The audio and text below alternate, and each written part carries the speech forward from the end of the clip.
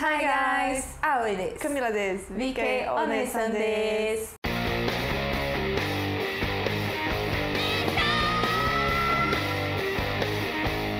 And today we are bringing the last part of our VK 101 series. If you have not watched the first two videos, stop sleeping and click on the cards right here. For those clever people that have already watched it, let's resume the conversation and talk about life after Hide's death.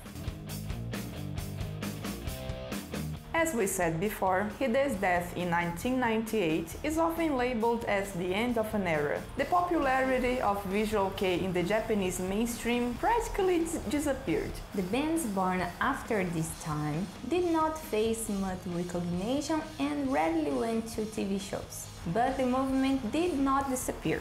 We can say that it went back to its roots that were the underground scene. Although things were not so good inside Japan, we must remember that in that time, Japan was the richest and most influential nation in Asia. In addition to political power, Japan's cultural influence was huge in the region. So Asians knew Visual Kei, and the big bands used to have huge fan bases in countries like South Korea, Taiwan, and etc. But the band's popularity was limited to Asian continent. It started to change after 2000 with the spread of the internet, with those peer-to-peer file sharing applications, file sharing sites, and streaming platforms, when more and more non-Asian people started to pay attention to the Japanese music. Visual Kei became popular in the Western countries in a moment that Japanese pop culture such as anime and tokusatsu was also experiencing a popularization boom, becoming more accessible over the internet to audiences who previously consumed it only through the television. In this context, Visual Kei bands were able to break the frontier of the Asian continent and became popular in countries like Brazil, France, Sweden, Mexico, United States, and etc. The first overseas concert by a Visual Kei band was held in Taiwan by Lunacy in 1999, but the first band to perform in a Western country was Duo Jewel in a Japanese-themed convention called A-Kon in Dallas, USA in 2002. After this, bands experienced a Visual Kei wave overseas.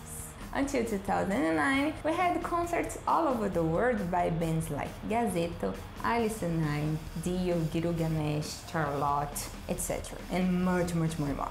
These bands performed all over the world in almost all continents and established Japan as a new world reference for rock. But especially after the beginning of the decade of 2010, Visual Kei started to face another decrease of popularity, probably due to the rising of K-pop. The Korean wave stole the attention that once belonged to the Japanese pop culture, and despite the huge difference between them, some fans started to migrate from Visual Kei to K-pop. And of course, we're not included in this group. No. Why the fuck you lying?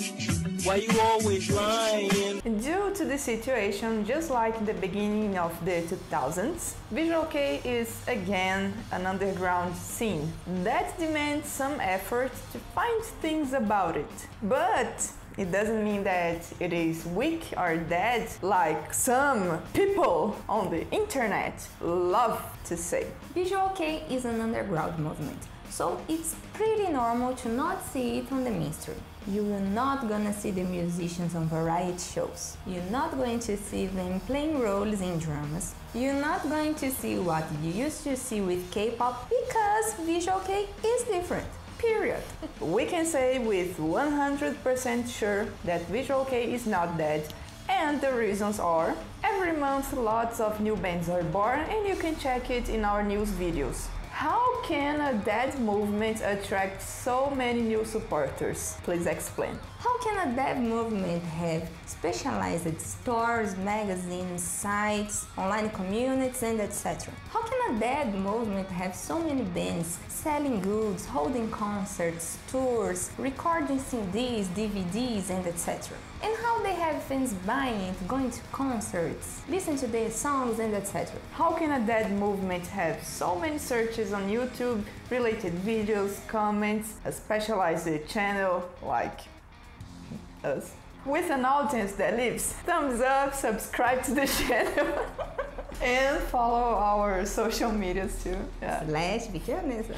Anyway, people used to judge things by what they experience in their daily lives. It's natural, but you must understand that just because you don't see something every day doesn't mean that that thing doesn't exist anymore. Visual Kei is not that. It's alive, strong, and living its essence without the pressure of the media and money, mostly.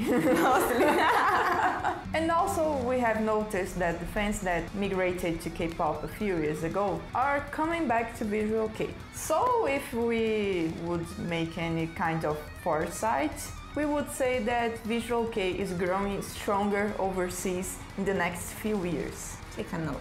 Yeah. That's all for today, guys. Thanks for watching this series. We hope had helped you to understand Visual Kei better and why it is like it is. Aoi deshita. Camila deshita. VK Onesan deshita. Bye bye. Bye bye.